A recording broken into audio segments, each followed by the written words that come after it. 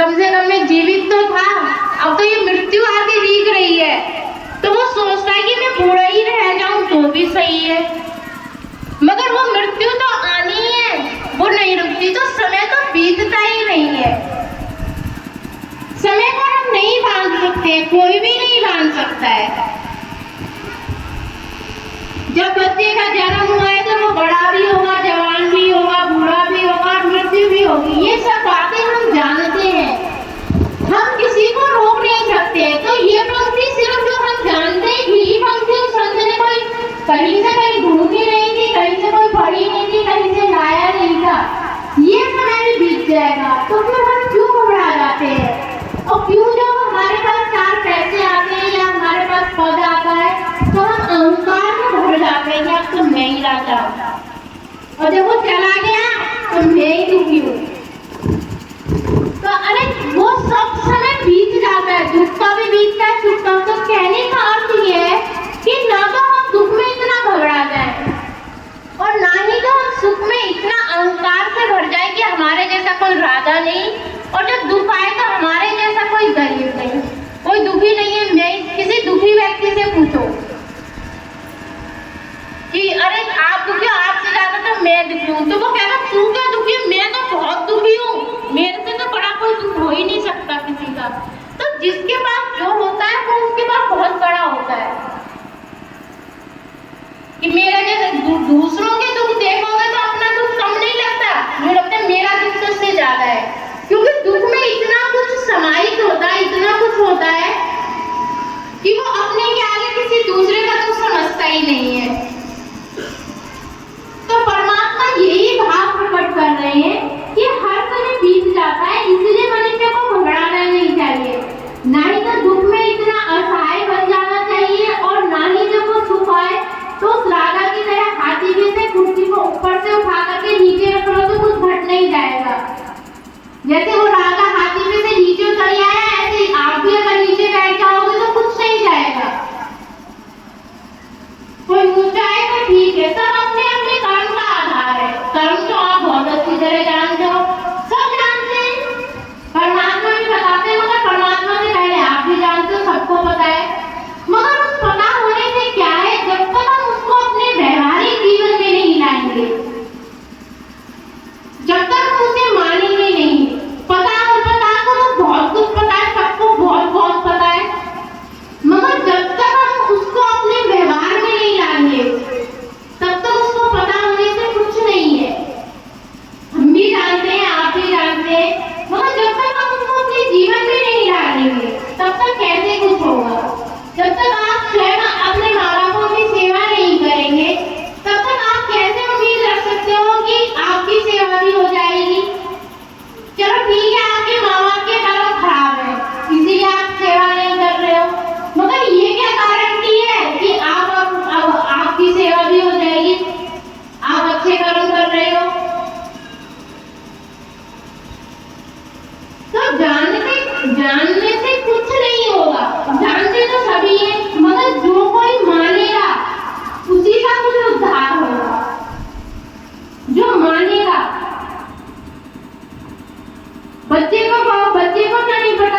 आपको पता है मिट्टी खाना बुरा है, मगर बच्चे को तो नहीं पता। बच्चा तो मिट्टी खाएगा, उसे तो पता है कि मिट्टी तो बहुत अच्छी है, चाहे पेट में कीड़े पड़ जाए।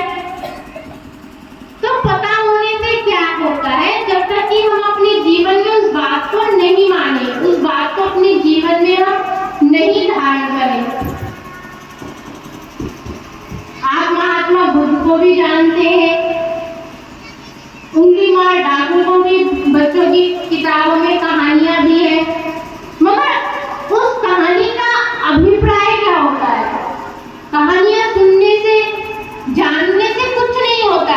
रामायण पढ़ने से, किसी ने रामायण पढ़ ली, किसी ने गीता पढ़ ली, उस पढ़ने से क्या होता है? अपने घर में पाठ रखवा लिया, उससे क्या होता है? जब तक कि उसके अंदर जो पात्र हैं उनकी पात्रताओं को हम नहीं समझते हैं, तब तक उस जानने से क्या होता है?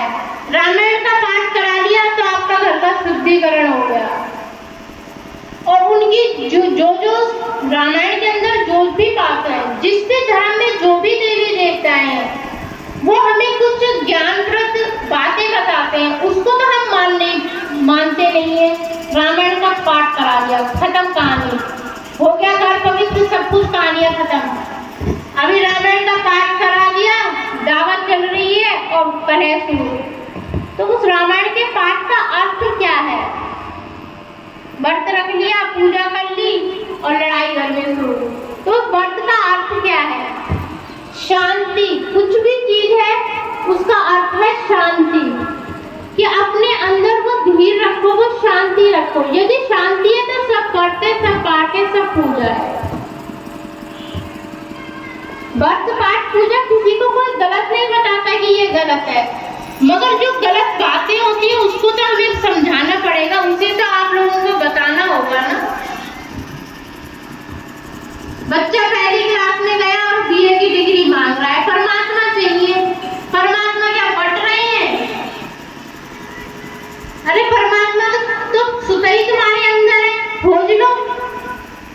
अगर वो कहीं पहाड़ पे होते, कहीं चांद पे होते तो चांद पे जाइए, चंद्रयान गया तो अब तक तो सब परमात्मा को, जितने भी अमीर लोग हैं, वैज्ञानिक है, साइंटिस्ट, सब अपने जो अमीर है वो सब चांद परमात्मा को ला के अपने पास रख लेते। वो तो शुक्र है कि वो वहाँ पर पहाड़ में नहीं है, कि कहीं आसमान में नहीं है, कि वो कहीं पाताल में नहीं है। क्योंकि आजकल तो साइंस इतनी चल गई है, इतनी होशियार हो गए, तो वो पाताल की जड़ में से भी ले आते और चांद पे होते तो वहाँ चांद से भी ले आते। मगर परमात्मा भी तो आपसे ज्यादा होशियार है, वो जहाँ पर आप ढूंढ नहीं पाते वो वहीं पर जाके बैठ गया। क्योंकि ना तो वहाँ पैसा काम आएगा, इतनी बुद्धि तुम्हारी चलती है, तो वो जहाँ पर बैठा है वहाँ पर जब बुद्धि स्थिर हो जाएगी, जब वो मिल जाएंगे, वहाँ पर कहीं भागने की जरूरत नहीं है।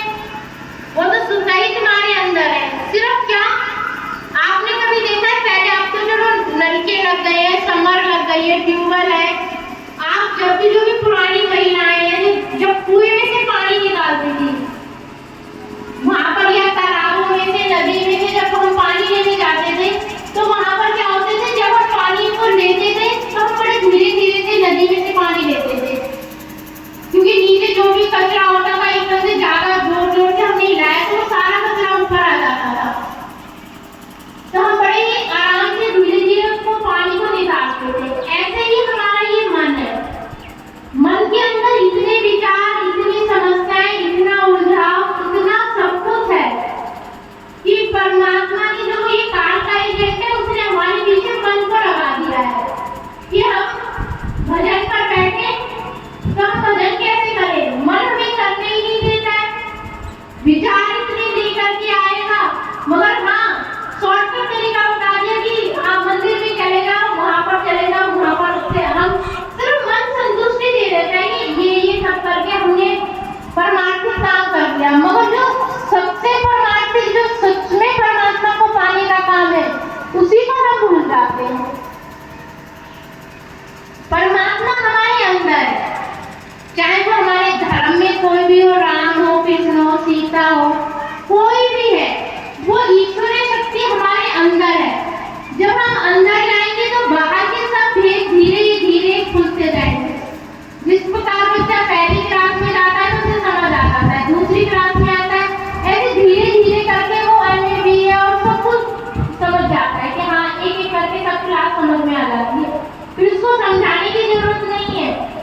मगर बच्चे को तो पहले जब स्कूल में जाता है तो माताएं भी, टीचर भी, आप से अनार बनाओ, इससे इडली बनाओ, एक एक हाथ से पकड़ के, तो वही चीज